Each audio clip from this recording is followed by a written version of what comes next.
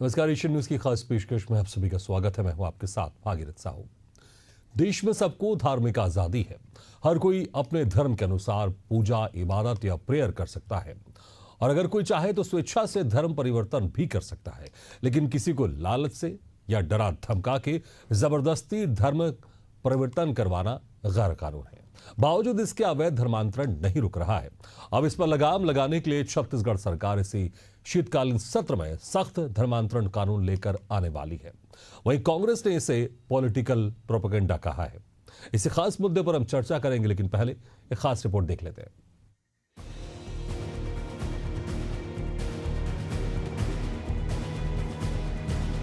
देश में धर्मांतरण एक बड़ी समस्या बन गया है, जिसके कारण कई राज्यों की डेमोग्राफी में भी चेंज आ रहा है और राजनीतिक उथल पुथल भी मची हुई है।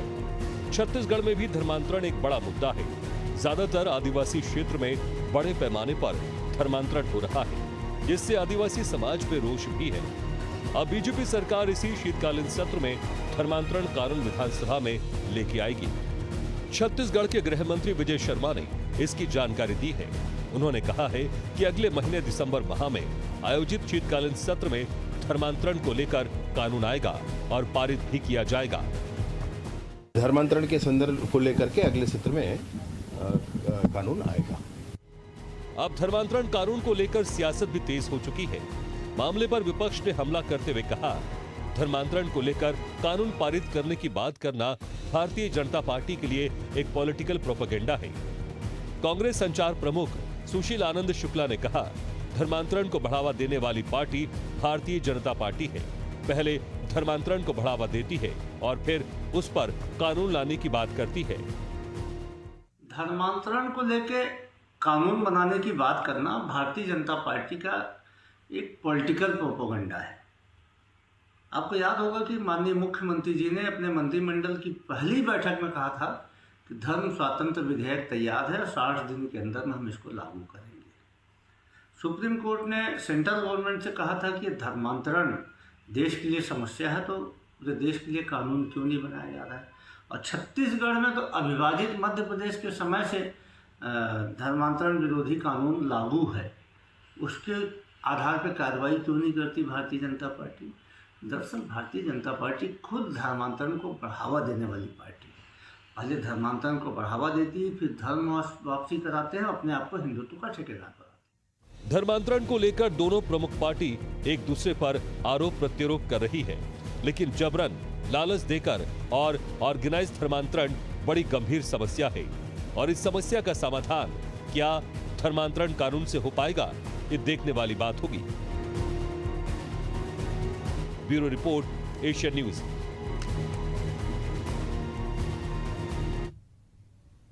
तो चलिए इसी खास मुद्दे पर हम चर्चा शुरू करते हैं। जो मेहमान हमारे साथ मौजूद हैं उनका आप लोगों से तारुफ कराया था। हमारे साथ हैं वरिष्ठ पत्रकार अनिल पुसतकर जी, कांग्रेस प्रवक्ता सतनाम सिंह पनाग जी और बीजेपी प्रवक्ता वात्सल्य मूर्ति जी। आप तीनों मेहमानों का स्वागत हमारे इस खास चर्चा में। सबसे पहले सतनाम जी, देखिए, जिस तरह से सरकार ने स्पष्ट कर दिया है कि इसी शीतकालीन सत्र में एक सख्त कानून आएगा, लेकिन आप लोग इससे पॉलिटिकल प्रोपेगेंडा बता रहे हैं। आखिर क्यों? अगर कोई ऐसी चीज हो रही है जो अवैध तौर पर हो रही है तो उसको रोकना तो सरकार की जिम्मेदारी है ना। और आप लोग भी मानते हैं, आप लोग तो उल्टा ये भी आरोप लगा रहे हैं कि बीजेपी ही धर्मांतरण परिवर्तन कराने में लगी रहती है। तो अगर यहां पर अगर सरकार बीजेपी की सरकार ये सख्त कानून लेकर आ रही, फिर तो आप लोग को स्वागत करना चाहिए ना। फिर इसे आप लोग पॉलिटिकल प्रोपेगेंडा क्यों बता रहे हैं? देखिए, ये इनका एक चुनावी मुद्दा रहता है। अभी आप सोच लीजिए, 15 साल पूर्व में भी इनकी लगातार सरकार थी। 15 साल पूर्व में भी जब 1968 के वर्तमान में 1968 के धर्मांतरण को लागू किया गया हुआ है, तो उसको क्यों नहीं चेंज कर देती। 15 साल इनकी सरकार थी। ये सिर्फ राजनीतिक लाभ लेने के लिए, एक दूसरे से लड़ाने के लिए ये सब चीज कार्य को करते हैं। हम भी चाहते हैं कि धर्मांतरण अगर किसी को लालच देकर करवाया जा रहा है, किसी को स्वार्थ देकर करवाया जा रहा है, तो उसको रोका जाए। हम भी ये चाहते हैं, हम इसके साथ में हैं। पर कहीं ना कहीं ये इनको राजनीतिक मुद्दा पर लेते हैं। आप देखिए, धर्मांतरण के मुद्दे इनकी सरकार आते ही साथ इतने क्यों बढ़ जाते हैं। कांग्रेस की सरकार के समय में आपको कहां से सुनाई दिया था। आप तो सोचिए कि छत्तीसगढ़ पुलिस ने जब केरल की 2 महिलाओं को, ननों को गिरफ्तार किया गया था, तो कौन व्यक्ति छुड़ाने आया था? वहीं के अध्यक्ष आए थे, प्रदेश अध्यक्ष। तो कहीं ना कहीं वो इन लोगों को ये सब चीजों को करने का काम करते हैं, लोगों को गुमराह करना, लोगों को सिर्फ ये चीजें बांट देना। और अच्छा सतनाम जी, बेसिक आपने जो कहा मुद्दे, कि केरल के महंगाई के अध्यक्ष आए मुद्दे, थे। जो सतनाम जी, बढ़ते हुए सतनाम बिजली जी, बिल का सतनाम मुद्दा, जी, इस सब आपने चीज कहा को- बीजेपी इस के सब केरल चीजों- के अध्यक्ष आए थे, लेकिन आप लोग की पार्टी ने, आप लोग के बड़े बड़े नेता ने तो संसद में इस मुद्दे को वहां पर पूरा घेरा था बाहर। आप लोग के भी नेता तो आए थे उनको बचाने। आप लोग तो लगातार आरोप लगाते रहे, तो आप अपनी भी तो बात कीजिए कि आप लोग के भी नेता आए थे। ये सवाल जरूर उनसे मैं करूंगा, देखिए, लेकिन धर्मांतरण आप लोग के तो और ज्यादा हमारे मुखर थे नेता- उनको हमारे छोड़ने के कोई लिए। नेता उनको छुड़ाने के लिए नहीं आया था। हमारा कोई नेता छुड़ाने के लिए नहीं आया था। देखिए, साफ सुथरी बात है, ये भी स्पष्ट करना चाहता हूं आपके सामने। पर कहीं ना कहीं धर्मांतरण के मुद्दे में जो राजनीति करते हैं, लोगों को आपस में बांटने के लिए मुद्दे करते हैं, लड़ाने झगड़ाने की बात करते हैं, लोगों को ये सब चीज करते हैं, इसके लिए हमने बोलते हैं। हम किसी को छुड़वाने के लिए हमारे पार्टी का कोई नेता नहीं आया था। तो कहीं ना कहीं ये स्पष्ट है, और हम भी चाहते हैं कि एक सुदृढ़ कानून बने कि अगर लोगों को प्रलोभन देके कहीं पे धर्म परिवर्तन कराया जाए तो इसके लिए रोका जाए। हम इसके लिए पीछे नहीं हटते। क्यों नहीं ला रहे? 15 साल से उनकी सरकार थी, ला रहे हैं, अब ला रहे हैं। इतना दिन उनके 2 साल हो गया, 2 साल से उन्होंने क्यों नहीं ले आया? बाकी कानूनों को तो इन लोगों ने भड़ाभड़ लेके आ गए। पर कहीं ना कहीं ये सब चीजों को सिर्फ राजनीतिक स्टैंड लेना है। नहीं, अब तो सरकार स्पष्ट कर रही है ना कि इसी शीतकालीन सत्र में कानून आएगा तो पूरा समर्थन रहेगा कांग्रेस का। आए कब आएगा? ये 2 साल से इनकी सरकार है, क्यों अभी तक नहीं लाए? 15 साल इनकी सरकार नहीं, मैं थी, तो क्यों आपसे नहीं सीधा लाए? सवाल कर रहा हूं, अगर कानून आएगा तो आप लोग का इसमें पूरी तरह से समर्थन रहेगा?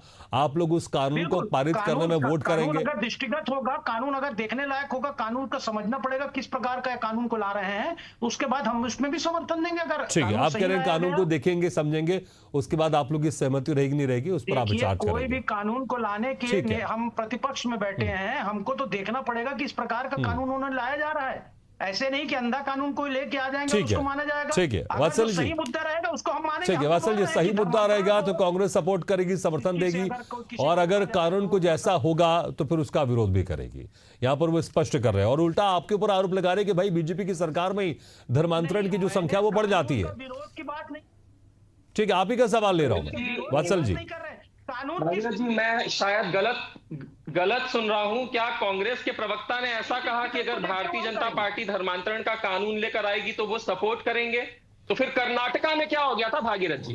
कर्नाटका में मैं आपको एक शर्म की बात बता रहा हूं भागीरथ जी, कांग्रेस के घोषणा पत्र का हिस्सा था। वहां के सिद्धरमैया की सरकार ने, सिद्धरमैया के शब्द थे कि हमें लेकर आओ, पहली मीटिंग में मैं ये धर्मांतरण के कानून को निकाल कर फेंकूंगा, और उन्होंने किया भी ऐसा ही। भारतीय जनता पार्टी ने कर्नाटका में जो धर्मांतरण कानून लाया, लिटरली पहली मीटिंग में 2 दिन के अंदर सिद्धरमैया ने पूरे के पूरे कानून को अमेंडमेंट नहीं किया, पूरे के पूरे कानून को फाड़ कर फेंक दिया। ये कांग्रेस की दोहरा चरित्र है। क्यों नहीं लाए कानून? देखिए, इनके 15 साल के 15 साल आपकी सरकार सतनाम थी, जी, क्यों नहीं लाए आपने सरकार? चलिए आप बोल लीजिए, मैं मछली मार्केट नहीं बनाता हूं, सतनाम जी को बोलने अरे दीजिए। मछली मार बोल लीजिए। उसको 15 साल आपकी सरकार थी, आप दूसरे की बात करते हैं। आप ये भाई बताइए आप कि शांत 15 रहो साल ना, में क्या किया? जब मैं बोल रहा हूं तो आप शांत रहो, जब आप बोल रहे थे मैंने कुछ बोला क्या? 2 साल में आपकी आप सरकार शांत ने रहो क्या चुपचाप, किया? चलिए बोल लीजिए। 2 साल आपकी सरकार थी और 15 साल पीछे आपकी सरकार थी, तो आपने क्या किया? ठीक है, आप इधर यही की 3 बात बार उधर बोल ले चुके हैं तो जाते हैं, जवाब तो इधर ले की बात लीजिए। उधर ले जाती है। सतनाम क्यों जी नहीं जवाब ले मानते लीजिए, कानून? यही बात आप रिपीट कर चुके हैं बार जवाब दे रहे हो, जवाब सुन लीजिए। उनको म्यूट कर ये बात उनको का म्यूट जवाब कर नहीं दीजिए। देंगे। भाई उनके जवाब नेता दे रहे कह हैं सतनाम जी, कि आप सुनिए तो, आप सुनिए, वो एंटी जवाब दे कन्वर्जन रहे जो हैं। जो धर्मांतरण कानून है भागीरथ जी, उसे लाना जो है भाजपा का पॉलिटिकल स्टंट है, और भाजपा ही धर्मांतरण कानून करा रही है। देखिए, कर्नाटका का मैंने आपको प्रूफ दे दिया, ये तो प्रूफ है ना, डॉक्यूमेंटेड प्रूफ है। अब रही बात नए धर्मांतरण कानून की, भागीरथ जी, आज भारत में 9 राज्यों में धर्मांतरण कानून है। अगर मैं कर्नाटका को निकाल भी देता हूं, 9 राज्यों में धर्मांतरण कानून है, और हमारे गृह मंत्री जी ने कहा है कि इस बार ऐसा धर्मांतरण कानून बनेगा जो 9 के 9 राज्यों से भी ज्यादा मजबूत रहेगा और कठोर रहेगा। देखिए, ये बार बार कह रहे हैं ना कि 15 साल हमने क्या किया। 15 भाई आप थोड़ी सी तैयारी तो करके आ जाइए। 2006 में रमन सिंह जी की सरकार ने धर्मांतरण का जो पुराना कानून था उसमें अमेंडमेंट लाया था, आप तैयारी नहीं करके आए हैं। मगर उसे रोका किसने?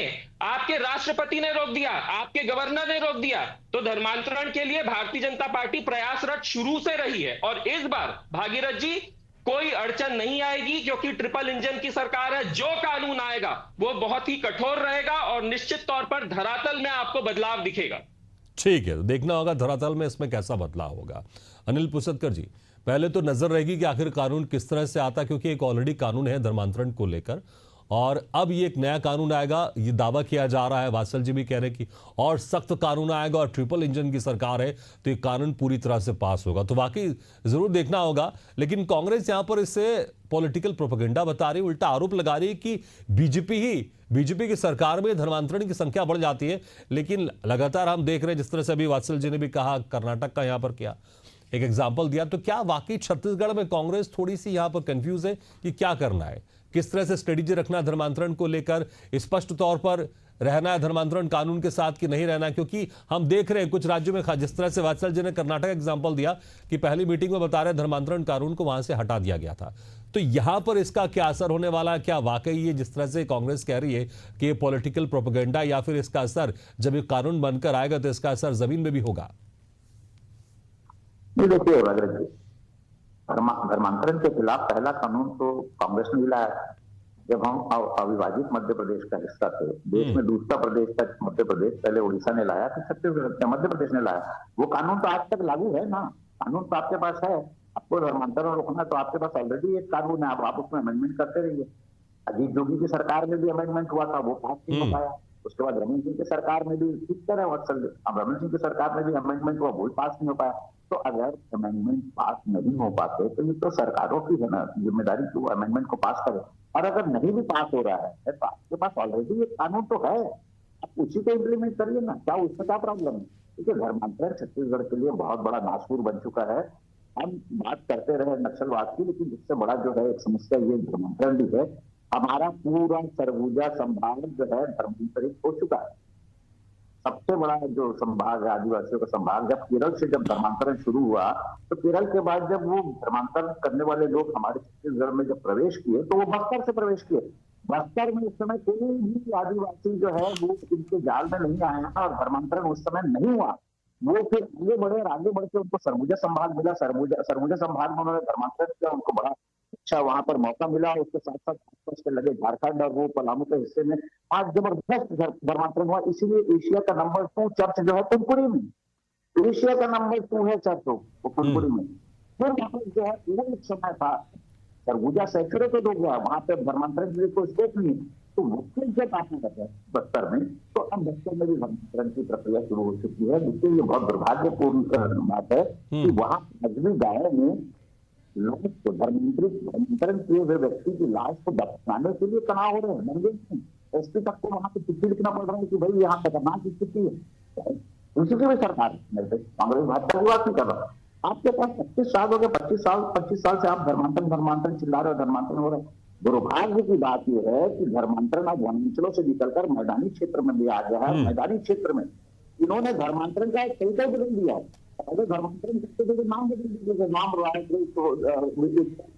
सोचा ये नाम हो जाते थे तो समझ में आ जाता धर्मांतरित हो गया। बदलने की जरूरत नहीं। सुहाग चिन्ह जो भारतीय जो हमारे धर्म के सनातन धर्म के जो चिन्ह है तो उसको हटा देते थे जो धर्मांतरित व्यक्ति का, मतलब मुंबई क्षेत्र में कहने रहे सिंदूर भी लगाते रहे, नाम भी अपना सही से जाता है, पता चला ईसाई हो गए। ये बहुत खतरनाक ट्रेंड हुआ है मैदान में, खास करके ओबीसी को जो टारगेट करके जो कर रहे हैं, इसके खिलाफ एक सख्त कानून की जरूरत है।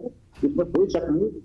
एक बात जरूर है कि जो है इस सरकार ने, शायद सरकार ने आपको पहले ही कैबिनेट में कहा था कि हम 7 दिन में ले आए, अब क्यों नहीं ला पाए वो बताएं। लेकिन ला भी रहे हैं 2 साल के बाद, तो भी अच्छी बात है लाए। अब लाने के साथ साथ कानून तो बहुत सारे हैं देश में, कानून की कोई कमी नहीं है।